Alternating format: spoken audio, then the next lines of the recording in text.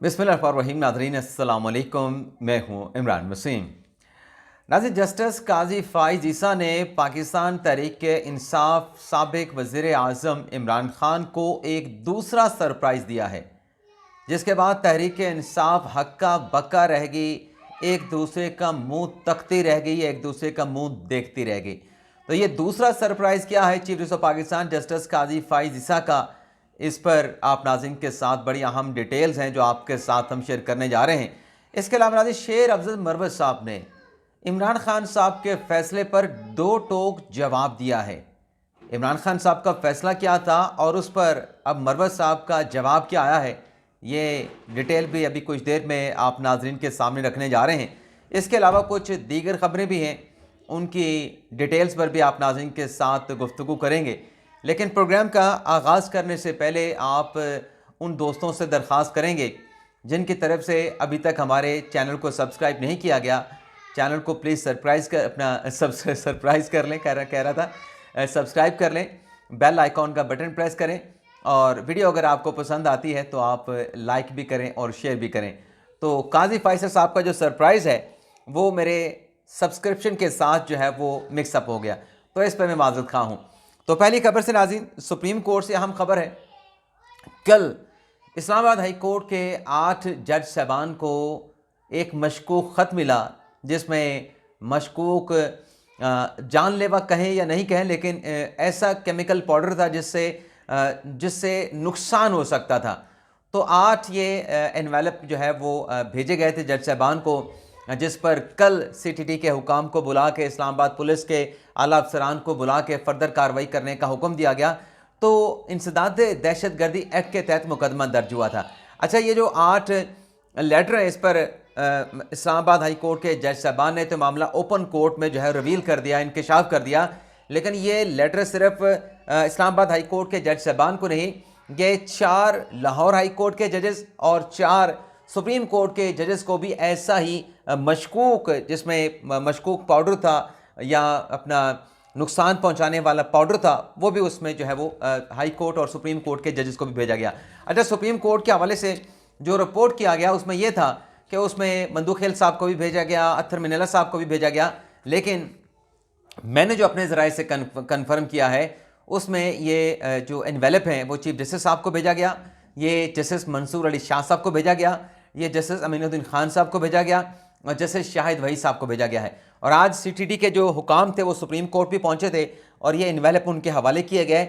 और अब जो R&I सेक्शन है जहां पर ये पाकिस्तान पोस्ट के जरिए एनवेलप भिजवाए गए थे, उनकी मुद्दत में ये मुकदमा दर्ज किया गया होगा। लेकिन एक बात जो इन एनवेलप से साबित हुई है कि यह एक ही रोज़ सुप्रीम कोर्ट और हाई कोर्ट के जज साहबान को ये लिफाफे भेजे गए हैं। यानी 1 अप्रैल को बैक वक्त के सुप्रीम कोर्ट को, ये इस्लामाबाद हाई कोर्ट को, लाहौर हाई कोर्ट के जज साहबान को ये लेटर मौसूल हुए। अच्छा, इस लेटर के हवाले से आज इस्लामाबाद हाई कोर्ट में जो साइफर केस की समाअत चल रही थी, उसमें चीफ जस्टिस आमिर फारूक साहब ने इस्लामाबाद पुलिस के हुकाम को बुलाया था, जिन्होंने पेश होकर शहजाद बुखारी साहब जो है SSP ऑपरेशन, उनकी तरफ से बताया गया कि अभी तक इन्वेस्टिगेशन जारी है, मुकदमा दर्ज कर लिया गया है। और उसी प्रोसीडिंग में SSP ऑपरेशन शहजाद बुखारी साहब ने बताया कि सुप्रीम कोर्ट और हाई कोर्ट के जजेस को भी ऐसे मशकूक लिफाफे मिले हैं, इन्वेलप मिले हैं।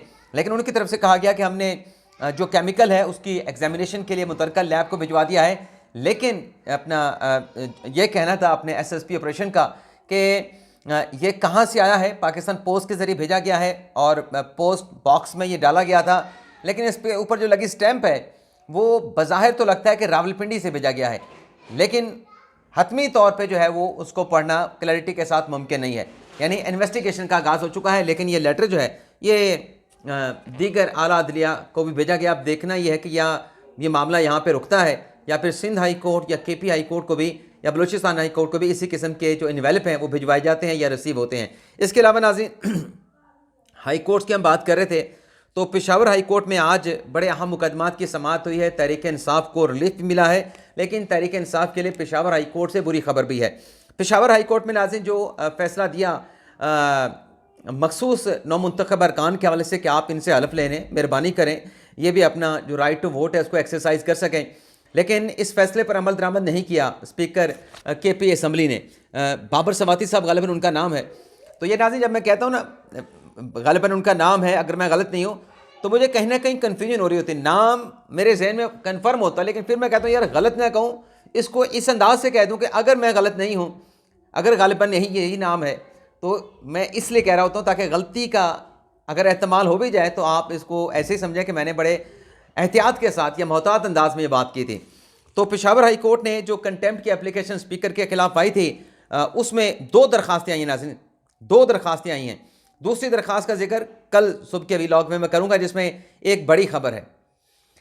इस कंटेम्प्ट की एप्लीकेशन में अदालत ने जो स्पीकर असम्बली हैं उनको नोटिस जारी करके उनसे अहकामात पर अमल दरामद ना करने पे जवाब तलब कर लिया है कि कंटेम्प्ट की एप्लीकेशन के ऊपर आप अपना जवाब दाखिल करें। अच्छा, ये तो खबर बज़ाहिर तहरीक इंसाफ के खिलाफ है। आज कंटेम्प्ट की एप्लीकेशन के ऊपर नोटिस हो गया है, अब स्पीकर साहब को जवाब देना पड़ेगा। लेकिन इससे हट के जो अज़हर मशवानी, उनके भाई और उनकी अहलिया का जो नाम ECL में डाल दिया गया, इस पर पेशावर हाई कोर्ट से तहरीक इंसाफ के इन रहनुमाओं को रिलीफ मिला है और नोटिस जारी करके अदालत ने FIA से और हुकूमत से जवाब तलब कर लिया, भाई इन लोगों के क्यों नाम आपने ECL में शामिल किए हैं, वजूहात क्या हैं। इसी तरीके से नाज़रीन, पेशावर हाई कोर्ट ने कामरान बंगश का नाम भी ECL में शामिल करने के हवाले से था, उस पर भी आज, क्योंकि FIA के हुकाम ने आज हाई कोर्ट को बता दिया कि जो ECL में नाम है कामरान बंगश का निकाल दिया गया है, तो उन्हें पेशावर हाई कोर्ट ने उम्रे पर जाने की इजाज़त दे दी है। अच्छा, ये जो रिलीफ मिले हैं अज़हर मशवानी साहब को, अब अज़हर मशवानी साहब की आपको पता है कि आजकल टसल चल रही है, डिक्लेयर नहीं है, अनडिक्लेयर टसल चल रही है मशवानी साहब के जनाब शेर वज़म मरवत साहब के साथ। मरवत साहब भी आज पहुँचे थे पेशावर हाई कोर्ट में और उनके खिलाफ 11 मुख्तलिफ मुकदमात हैं। वज़ीर आज़म की माहिरीन की तैनाती, अच्छा चलें ये देखता हूँ। अच्छा, शेर आज़म मरवत साहब के खिलाफ KPK में 11 मुकदमात हैं जिनकी अबूरी ज़मानत उन्होंने ले रखे थे, लेकिन आज ज़मानत की तारीख ख़त्म होने पर जो है वो पेश हुए थे पेशावर हाई कोर्ट के सामने। तो उनकी जो अबूरी ज़मानत है उसमें 22 मई तक जो है वो एक्सटेंड कर दी गई है और इसमें मुतलका जो फ़रीक़ैन हैं उनसे जवाब भी तलब कर लिया गया है। लेकिन यहाँ पे जब पेशी थी, वैसे फजल हकीम को भी आज पेशावर हाई कोर्ट ने रिलीफ दिया और कामरान बंगश को भी जो है वो हाई कोर्ट की जानिब से जो है वो नाज़रीन रिलीफ दिया गया है। अब आ जाते हैं नाज़रीन कि मरवत साहब जो हैं वो क्या कह रहे थे, और मरवत साहब ने जो इमरान खान साहब का फैसला था कि इन्हें इनकी जो सोशल मीडिया की जो टीम है, जो उन्होंने अपनी टीम तश्कील दी है, उसको ख़त्म किया जाए और उन्हें फोकल पर्सन के ओहदे से भी हटा दिया था। इस पे जब मरवत साहब पेशावर हाई कोर्ट में मौजूद थे, उनसे पूछा गया कि ये पार्टी के अंदर आपके खिलाफ साजिशें, आपके खिलाफ ब्लैक पोलिंग हो रही है, तो इमरान खान साहब ने उनको मान के आपको हटा दिया है, तो क्या कहते हैं। तो मरवत साहब ने क्या जवाब दिया नाज़रीन, इसका मैं ये छोटा सा क्लिप है, सिर्फ 17 सेकंड, ज़्यादा वक्त आपका नहीं लेना। ये सुने कि मरवत साहब ने बड़ा ज़बरदस्त जवाब दिया और इसी किस्म का बयान देना चाहिए, आपको जवाब देना चाहिए। सुने नाज़रीन। बस वो खिलाफ अपने पार्टी के लोग हमेशा लगे रहते, कभी सोशल मीडिया पर, कभी मेन स्ट्रीम मीडिया पर आपके खिलाफ बातें चलती रहती। क्या वजह है आपसे लोग नफरत करते हैं पार्टी में? बस वो नफरत करें, हम मोहब्बत करते हैं। लगे रहो मुन्ना भाई, जितना जोर कर सकते हो करो, हमें कोई परवाह ही नहीं है। गम करेगा गुलाम नबी। आपके खिलाफ अपने पार्टी बड़ा अच्छा जवाब दिया, बड़ा अच्छा जवाब दिया, इसलिए अच्छा जवाब दिया कि मरवत साहब भी कह रहे हैं अपने इस बयान में, उसका खुलासा बंद कर लूँ पहले मैं इसको। मरवत साहब ने कहा कि मुझे परवाह नहीं, जिन्होंने लेग पोलिंग करनी है, मेरी बुराइयां करनी है, मेरी गिबत करनी है, मुझे परवाह नहीं, गम करेगा गुलाम नबी, ये मरवत साहब ने कहा। तो यानी बात यह है कि इन्होंने इमरान खान साहब का फ़ैसला सही है गलत है, मरवत साहब ने एक्सेप्ट कर लिया है। अच्छा नाज़रीन, जो लाहौर हाई कोर्ट के जजेस को जो रिसीव हुआ, उसमें लाहौर हाई कोर्ट के जो 4 जजेस हैं, उसमें शुजात अली ख़ान हैं, शाहिद बिलाल असल हैं, आलिया नीलम साहबा हैं और जस्टिस आबिद अजीज़ शेख साहब हैं, जिनको लेटर जो है वो मौसूल हुआ है। तो इसके अलावा नाज़रीन एक्स की बंदिश के खिलाफ आज इस्लामाबाद हाई कोर्ट में समाअत हुई। चीफ जस्टिस आमिर फ़ारूक साहब ने आज जो वज़ारत दाखिला के हुकाम पेश हुए, उन पर शदीद बरमी का इजहार किया, क्योंकि वज़ारत दाखिला के हुकाम की जानिब से कहा गया कि ये जो एक्स की बंदिश है, ये सिक्योरिटी एजेंसी की रिपोर्ट के ऊपर इसको बंद किया गया है और मुल्क की सलामती को ख़तरा था, इसके वजह से एक्स को बंद किया गया है। तो इस पे आमिर फ़ारूक साहब ने बड़े अहम रिमार्क्स दिए और बरमी का इजहार किया सरजनिश की वज़ारत दाखिला के हुकाम की कि ये आपको वजूहात तो बताना पड़ेगी। ये तो नहीं है कि आपने कह दिया और मैंने मान लिया और मैं जो है वो लिख दूंगा कि आपने कौमी सलामती का इशू बना के x.com को बंद कर दिया है तो वजूहात बिल्कुल ठीक है। नहीं, आपको सबूत देना होगा, तहरीरी तौर पे जवाब देना होगा। क्या आपने जो बात कही है कि कौमी सलामती को ख़तरा है या मुल्क की सलामती को ख़तरा है, तो मैं ऑर्डर में क्या लिखूँ? इसका सबूत क्या है? क्या मैं लिखूँ कि सरकार थकी हुई है?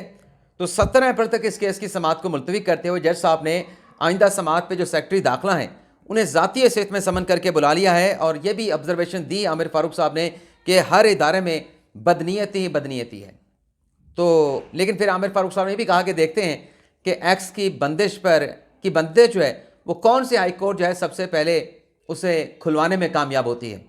तो ये हाई कोर्ट में भी के दरमियान भी एक चैलेंज जो है वो बन गया है कि कौन इस मसले पर जो है ऑर्डर भी करता है और उस ऑर्डर पे इम्प्लीमेंट करा के एक्स के ऊपर जो पाबंदियाँ लगी हुई हैं। और नाज़रीन, मैं अपने व्लॉग में कह चुका हूँ कि आप ज़्यादा अरसे तक जो है x.com को इस तरीके से बंद नहीं रख सकते, आपको एक ना एक दिन इसको खोलना पड़ेगा। आप डेफामेशन का कानून बना लें, सिविल लॉ बना लें, कोई ऐसी बात करे आप उसको बिल्कुल कोर्ट में ले जाएं और उस कानून में ये प्रोविजन डाल दें कि 1 माह या 3 माह के अंदर उन केसेस का फैसला होना ही होना है। इसके अलावा नाज़रीन, अब काजी फैसल साहब के सरप्राइज की हम बात कर लें। आज नाज़रीन सुप्रीम कोर्ट में समाअत हुई, ये जो इस्लामाबाद हाई कोर्ट के 6 जजेस के हवाले से। अब थोड़ा सा आप माजी में जाएं, माजी ज़्यादा नहीं जाना, आपने पिछले 1-2 दिन में जाना है। एक तो मैं ये चीज़ नोट कर रहा हूँ कि जो रऊफ़ हसन साहब हैं पाकिस्तान तहरीक इंसाफ के रहनुमा, उनको लगता है कि असाइनमेंट स्पेशल असाइनमेंट दी गई है और ये असाइनमेंट चीफ जस्टिस काजी फायसा के खिलाफ दी गई है, और ये असाइनमेंट वाज़े नज़र आ रहा है कि बानी तहरीक इंसाफ इमरान खान ने दी है, क्योंकि जिस तरीके से वो गुफ्तगू कर रहे हैं आजकल, जिस तरीके से वो चीफ जस्टिस काजी फायसा के इस्तीफ़े का मुतालबा कर रहे हैं, उसे लग रहा है, क्योंकि मैं एक चीज़ और आपको बता दूं कि ये जो रऊफ़ हसन साहब हैं, इन्होंने जो IMF को लेटर लिखा था उस पर इमरान खान साहब, उसकी जो लैंग्वेज थी जिसको बड़ा डाइल्यूट कर दिया गया था, उसमें इमरान खान साहब इन पर बरहम थे कि ये इन्होंने होम्योपैथिक किस्म का लेटर लिख दिया, मैंने तो बड़ा सख्त लेटर IMF को लिखने का कहा था, तो बड़े बरहम थे। तो उस बरहमी को नीचे लाने के लिए लगता ये है कि अब इनको ये टास्क भी दिया गया है, और उस बरहमी को नीचे लाने के लिए जो रऊफ़ हसन साहब हैं, अब वो काजी फैसल साहब को बराह रास्त जो है नाम लेके उनके मनसब को मुखातब करके जो है उनको टारगेट कर रहे हैं। तो आज जो बात की जा रही थी, या कल जो बात की जा रही थी रऊफ़ हसन की तरफ से कि मन मर्जी का फ़ैसला करने नहीं देंगे, मन मर्जी का बेंच बनाने नहीं देंगे, फुल कोर्ट बनवाएंगे और हम अदलिया के साथ खड़े हैं। तो आज अदालत ने अच्छा, इसमें लाइव प्रोसीडिंग की बात की जा रही थी कि काजी फैसल साहब को बड़ा शौक़ है, बड़े लाइव की बात करते हैं, इस केस को भी लाइव दिखाएं। तो वैसे तो ये तीसरा सरप्राइज़ था, मैंने तो थंबनेल पे दूसरा लिखा है। पहला सरप्राइज़ तो ये था कि काजी फैसल ने खुद नोटिस लिया, 7 अवेलेबल जजेस को अपने साथ बिठा लिया, और फिर दूसरा सरप्राइज़ ये दिया कि लाइव दिखा दिया। अब मुझसे बहुत सारे दोस्तों ने पूछा कि इमरान साहब आप क्या कहते हैं कि लाइव होगा कि नहीं होगा। तो मैं उनसे ये कह रहा था कि भाई, अगर बड़े बड़े केसेस की जो समाअत है वो सुप्रीम कोर्ट में अभी माजी करीब में अगर बराह रास्त होती रही है, तो कोई ऐसी वजह नहीं, कोई वजह नज़र नहीं आती कि इस केस की प्रोसीडिंग को लाइव ना दिखाया जाए। तो लाइव ही होगा, और तो फिर लाइव ही हुआ। तीसरा जो सरप्राइज़ है, जो मैंने थंबनेल पे दूसरा लिखा है, वो नाज़रीन ये था कि 7 रुकनी बेंच तो बन गया, लेकिन PTI डटी हुई थी, टच से मस नहीं हो रही थी, मुसर थी अपनी ज़िद पे कि इस मामले पर तो फुल कोर्ट बनना चाहिए। तो हामिद खान साहब को तो काजी फैसल साहब ने कहा कि अभी तो आपकी पटिशन लगी नहीं, कमेटी ने भी फैसला करना है, आप तो अभी बैठ जाएं, इंतज़ार करें कमेटी के फैसले का। यही कुछ एतजाज़ हसन साहब के वकील को कहा गया, लेकिन उनकी बात करने से पहले, उनकी पटिशन फिक्स होने से पहले काजी फैसल साहब ने कहा कि आइंदा समाअत पर हम फुल कोर्ट बनाएंगे। तो जब नाज़रीन फुल कोर्ट की कमरा अदालत में काजी फैसल साहब ने इंदिया दे दिया, बल्कि इंदिया देना मैं समझता हूं कि हुक्म देने के मुतरादिफ है, तो जो PTI के चेहरे कमरा अदालत में मौजूद थे, नईम पंजोथा साहब थे और PTI के रहनुमा थे, PTI के वकला रहनुमा थे, उनके चेहरे देखने के थे, एक दूसरे की तरफ तक रहे थे, एक दूसरे की तरफ देख रहे थे कि हम तो यहाँ पे फुल कोर्ट बनवाने के लिए आए थे, हमने बात भी नहीं की या हमें बात नहीं करने दी गई और ख़ुद से फुल कोर्ट का फैसला हो गया। तो उनके लिए हैरान कौन था कि अब बेचना क्या है, अब चूरन क्या बेचना है, मनोरंजन क्या बेचना है। तो काजी फैसल साहब ने तो फुल कोर्ट बना दिया है। लेकिन इस पर भी नाज़रीन आप देखिएगा, अभी भी मैं देख रहा हूँ आज की इस प्रोसीडिंग के बाद, जिसमें बहुत सारी चीज़ें लोग कह रहे हैं कि सफाइयाँ दी गई, सफाइयाँ नहीं दी गई। जो बेहुदा किस्म के सवालात उठाए गए, जिनकी कोई बेस नहीं थी, जिनका कोई सर पैर नहीं था, उन सवालों के दरअसल जवाब आज सामने आए हैं। तो चूंकि जवाब उन सवालों के सामने आए हैं तो चेहरे बेनकाब हुए हैं, सहाफत बेनकाब हुई है, आपके दावे, आपकी पेशगोइयाँ वो बेनकाब हुई हैं। तो अब पता क्या कहा जा रहा है कि काजी फैसल साहब तो सफाइयाँ दे रहे थे, काजी फैसल साहब तो सफाइयाँ दे रहे थे। और यार आपकी मुनाफकत तो इसी बात से छलकती है कि काजी फैसल ने अकेले तो कोई फैसला किया नहीं, मंसूर अली शाह को भी हर फैसले में साथ बिठाया, फुल कोर्ट की अक्सरियत का मैंडेट भी लिया। तो फिर जब आप एक सिंगल आउट करते हैं काजी फैसल को, तो क्या यह मुनाफकत नहीं? नाम लें आप, फिर आप मंसूर अली शाह साहब का नाम लें, आप उसमें बाकी उन तमाम जजेस का नाम लें जिन्होंने फुल कोर्ट में कहा कि हमें एग्जेक्टिव के हेड से बात करनी चाहिए।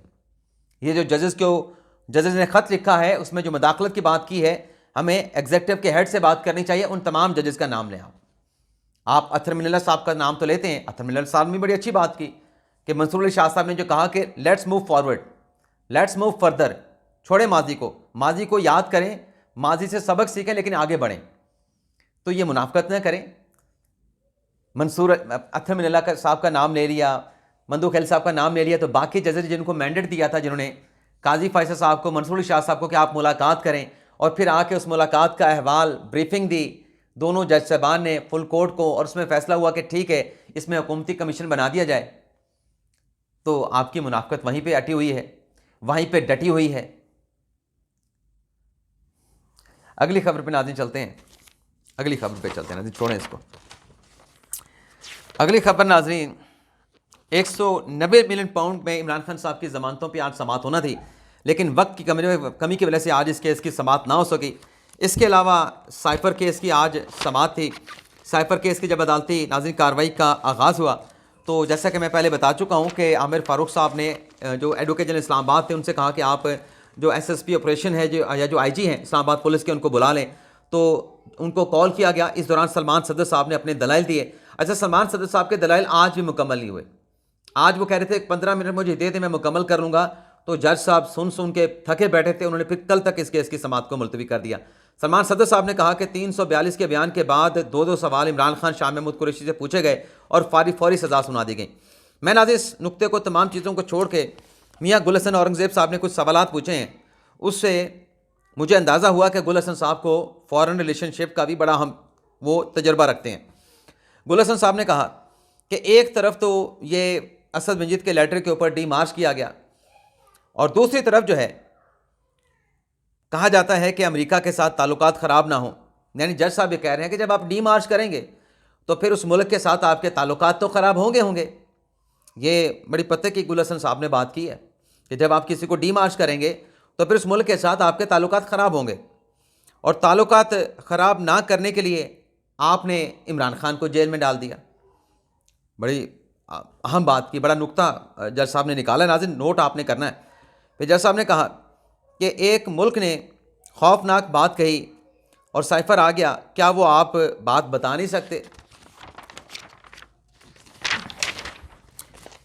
इसके बाद नाज़रीन सलमान सदर साहब ने कहा, बल्कि आमिर फ़ारूक साहब ने कहा कि ये कानून तो गैर ज़रूरी हो चुका है। मैंने तो पहले भी कहा था कि अब इस कानून का कोई फ़ायदा नहीं। फिर जज साहब ने, चीफ जस्टिस साहब ने पूछा कि साइफ़र जब डी कोड होता है तो डी कोड वाली कापी भी क्या साइफ़र कहलाती है? तो सलमान सदर ने कहा कि नहीं, वो साइफ़र नहीं कहलाती, वो साइफ़र की कॉपी कहलाती है। तो फिर मियाँ गुल हसन औरंगज़ेब ने सलमान सदर साहब ने कहा कि आपने बड़े अच्छे दलाइल दिए हैं, और फिर कल तक इस केस की समाअत को नाज़रीन हाई कोर्ट की जानिब से जो है मुलतवी कर दिया गया है। तो कल भी सलमान सदर साहब ही दलाइल देंगे। तो आपसे इजाज़त चाहते हैं नाज़रीन। अल्लाह ताला हम सब का हामी नासिर हो, अपनी दुआ में याद रखिएगा। अल्लाह हाफ़िज़।